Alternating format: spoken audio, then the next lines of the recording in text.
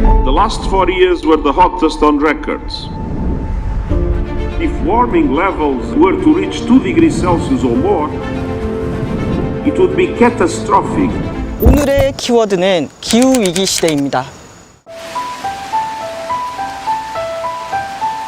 저는 녹색전환연구소에서 활동하는 이유진이라고 합니다. 기후위기 대응, 에너지 전환, 그린 뉴딜 정책을 주로 연구하고 있고 서울시의 에너지정책위원회 위원으로 활동하고 있습니다. 반갑습니다. 우리는 기후위기 시대를 살고 있습니다. 지난 150년 전에 비해서 1도 오른 지구에서 살고 있는데 전 세계적으로 기상이변과 기후재난이 끊이지 않고 있습니다. 만약 우리가 지금 속도대로 화석에너지를 태워서 온실가스를 배출한다면 2040년경에 과학자들이 이야기한 마지노선인 1.5도에 도달하게 됩니다. 1.5도에 도달하지 않기 위해서는 온실가스 배출량을 지금 수준의 절반 정도를, 그리고 2050년에는 넷제로를 만들어야 합니다. 그래서 지금 행동에 나서는 거, 지금 온실가스를 줄이기 위한 전 세계적인 행동에 동참하는 것이 우리의 안전과 미래를 지키는 일입니다.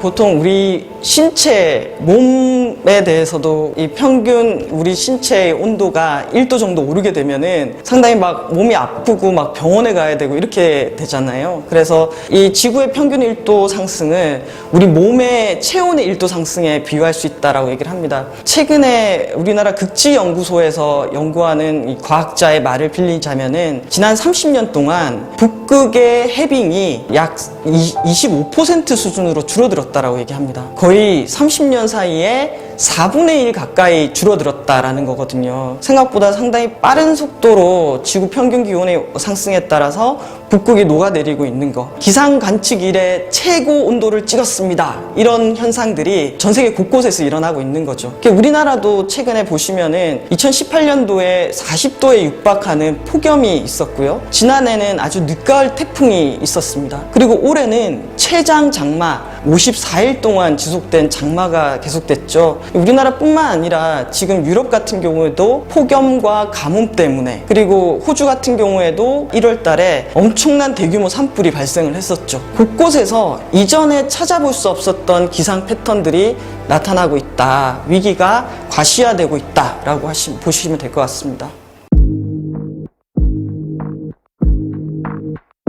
지난해 우리나라는 그 미세먼지 농도가 높아지고 초고농도일이 늘어나면서 미세먼지 문제 해결에 대한 국민적인 관심이 매우 높아졌습니다. 그래서 지난해 9월 달에 뉴욕에서 기후행동 정상회의가 열렸고요. 그때 한국 정부에서는 대기오염 문제 해결을 위한 푸른 하늘의 날이 필요하다라고 유엔에 곡식으로 제안을 했고, 이런 제안들이 지난해 12월 달에 받아들여져서 우리나라가 9월 7일 전 세계적으로 푸른 하늘의 날을 제정하게 됐습니다. 국내뿐만 아니라 전 세계적인 대기오염 문제에 대해서 경각심을 높이고 함께 대응하자라는 취지로 만들어진 날이라고 할 수 있습니다. 특히 지난해는 우리가 2월 달에 고농도일이 상당히 오래 지속되는 것을 경험하면서 국가기후환경회의를 만들어서 미세먼지에 대한 강력한 대책을 우리 국민들도 요구를 하게 됩니다. 전 세계의 대기는 연결되어 있기 때문에 이것들을 국제적으로 하나의 유엔의 날로 만들어서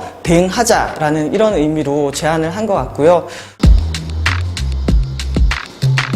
푸른 하늘과 맑은 공기, 이 원인이 되는 것들이 사실은 에너지 소비하고 상당히 연결이 많이 되어 있습니다. 결국 우리의 경제 활동, 뭔가를 태우고 특히 화석 에너지를 연소하는 활동하고 연결되어 있기 때문에 장기적으로는 사업장의 에너지 효율화라든지 사업장에서 사용하는 에너지도 매우 친환경 에너지로 전환하면서 바꿀 수가 있고요. 또 우리나라 발전소 중에서도 석탄 발전소가 미치는 영향이 크기 때문에 장기적으로 석탄 발전 비중을 빠르게 줄여가는 것, 그리고 결국은 석탄 발전소를 모두 퇴출시키는 것도 매우 중요한 포인트라고 할 수가 있습니다. 그리고 개인 자동차, 특히 경유차가 미치는 영향이 크기 때문에 경유차 비중을 줄이는 거, 그리고 대중교통을 이용하는 거, 나아가서 전기차라든지 이런 친환경 차량으로 전환해 나가는 거, 이런 노력들이 같이 진행이 돼야 되고요. 기후 위기를 만들어낸 것도 인간입니다. 그리고 이 위기에 대응해서 해법을 가지고 있는 것도 우리 인간입니다. 그래서 지금 세대가 책임이 저는 매우 크다라고 생각을 하고요. 2050년 넷째로, 그런데 2050년까지보다 앞으로 10년이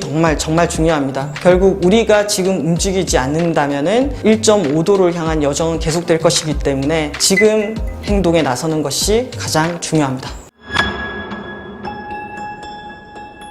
전 세계 온실가스의 상당 부분이 이산화탄소입니다. 80% 가까이 되는데요. 산업을 움직이는 상당히 중요한 에너지로 쓰이고 있습니다. 그런데 이걸 연소하면 연소할수록 대기 중에 이산화탄소가 누적이 되기 때문에 하루빨리 화석 에너지 시스템으로부터 벗어나야 된다라는 것이 탈탄소의 개념입니다. 그럼 전력 부분의 탈탄소화는 어떻게 하냐라고 했을 때 석탄 발전소 같은 것들이 빨리 빠지는 거죠. 그리고 전체적으로 에너지 효율을 높인다든지 또는 태양광이나 풍력 같은 재생 가능 에너지로 빠르게 전환하는 방식으로 탈탄소화를 할 수가 있습니다. 탈탄소 그리고 기후위기 대응은 이제 경제 문제, 무역 문제, 산업 문제로 전환되고 있기 때문에 우리의 기업 활동이라든지 경제 활동의 지속 가능성을 위해서라도 하루빨리 재생 가능 에너지로의 전환, 탈탄소 이런 정책들이 같이 가야 됩니다.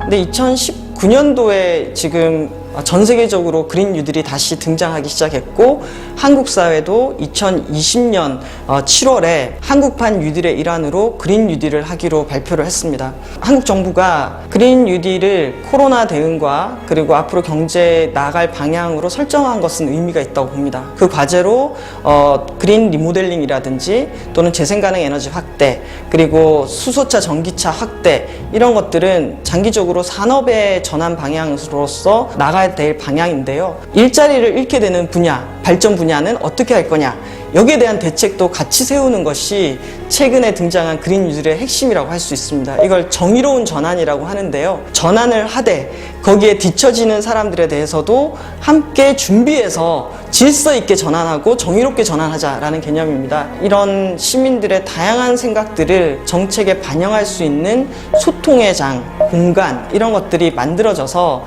이번에 발표한 그린 뉴딜을 계속 업그레이드, 보완해 나가는 그런 과정이 있었으면 좋겠습니다.